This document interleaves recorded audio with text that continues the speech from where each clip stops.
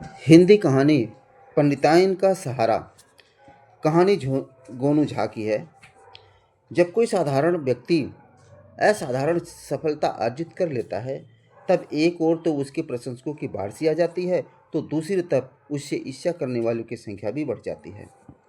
गोनू झा जब मिथिला नरेश के दरबार के विदूषक नियुक्त हुए, तब आम दरबारियों को यह अनुमान भी नहीं था कि मिथिला नरेश गोनू झा से इतना प्रभावित हो जाएंगे कि वे प्रत्येक समस्या पर उनसे सलाह मशविरा करने लगेंगे। कुछ ही दिनों में गोनू झा ने अपने मेधा के बूते महाराज के हृदय में अपना स्थान बना लिया और सारे समय में उनकी राय हर मुश्किल की दवा बनने लगी।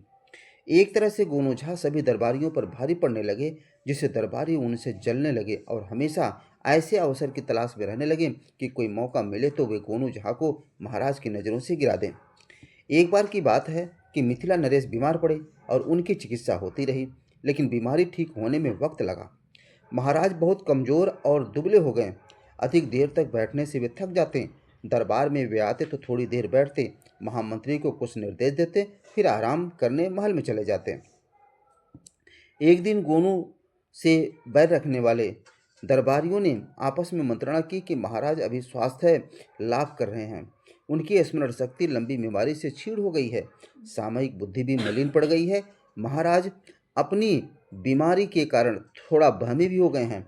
ऐसे में यदि महाराज को कोई ऐसा सुझाव दिया जाए जिसे पूरा करना टेढ़ी खीर हो, आसान तो कतई नहीं हो, और किसी तरह वह मुश्किल सा काम गोनू झा के मत्थे मढ़वा दिया जाए, तो समझो कि गोनू झा की मिट्टी पलीद होने ही है। इस तरह गोनू झा के विरुद्ध षड्यंत्र का बीजारोपण हो गया और धुर्त दरबारियों ने आपस में विचार किया कि महाराज से कहा जाए कि यदि वे प्रतिदिन शेर का एक गिलास दूध पिए तो शीघ्र हट्टे कट्टे हो जाएंगे। जब एक दरबारी महाराज को यह सुझाव दे तो दूसरा दरबारी उसकी हाँ में हाँ मिलाए, और जब महाराज इस सुझाव से प्रभावित हो जाए तो उनसे कहा जाए कि शेर के दूध का इंतजार इस दरबार में केवल गोनू झा ही कर सकते हैं, क्योंकि पूरे दरबार में उन्हें जैसी सूझबूझ वाला व्यक्ति कोई नहीं है। दूसरे दिन जब महाराज दरबार में आए, तब मंत्रणा के अनुरूप दरबारियों ने अपनी तिकड़मी योजना को अमल में लाना शुरू कर दिया। महाराज अपने आसन पर बैठे ही थे कि दरबारी ने अपने आसन से उठकर कहा, महाराज आप अपने स्वास्थ्य पर ध्यान दें, दवा दारू ठीक से कराएं। क्षमा करें महाराज, मैं छोटी मुँह बड़ी बात कर रहा हूँ, मगर क्या करूँ, आपकी यह हालत मुझसे देखी नहीं जाती। आप दिनों दिन कमज़ोर होते जा रहे हैं। उनका बोलना बंद हुआ तो दूसरे दरबारी ने कहा, माफ़ करें महाराज, हमारे बंधु ने ठीक ही कहा है। मैं रोज़ सोचता था कि आपको अपने स्वास्थ्य पर ध्यान देने के लिए कहूँ, मगर साहस नहीं कर पाता था। इधर मैं आपको जब भी देखता हूँ तो तरह तरह की आशंकाएं मन में आने लगती है। परमपिता परमात्मा आपको हर व्याधि से मुक्ति दिलाए। मगर महाराज, क्या आपने ध्यान नहीं दिया कि इधर आपका चेहरा लगातार पीला पड़ता जा रहा है? इसके बाद तीसरा दरबारी खड़ा हुआ और बोलने लगा, महाराज आप प्रजा पालक हैं, हमारे पालनहार हैं, मिथिला की आत्मा हैं। यदि आपको कुछ हो गया तो पूरी मिथिला अनाथ हो जाएगी।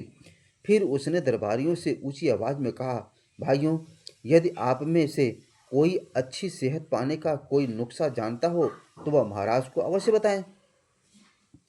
संयोग की बात थी कि उस दिन गोनू झा तब तक दरबार में नहीं पहुंचे थे, जिसके कारण दरबारियों को अपना जाल फैलाना आसान हो गया था।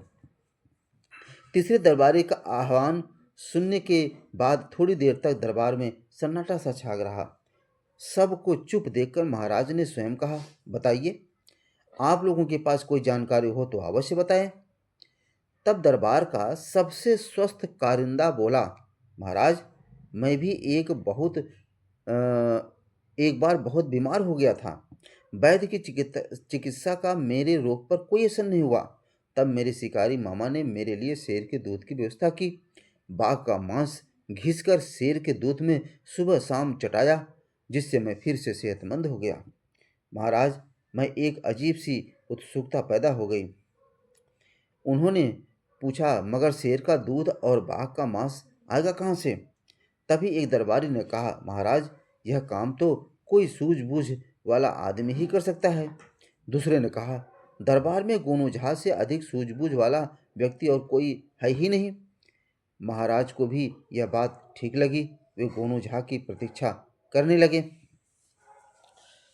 गोनू झा जैसे ही दरबार में आए, वैसे ही महाराज ने उन्हें आज्ञा दी, पंडित जी, मेरे लिए प्रतिदिन 1 गिलास शेर के दूध की व्यवस्था करें और हो सके तो थोड़े से बाघ के मांस की भी व्यवस्था करें।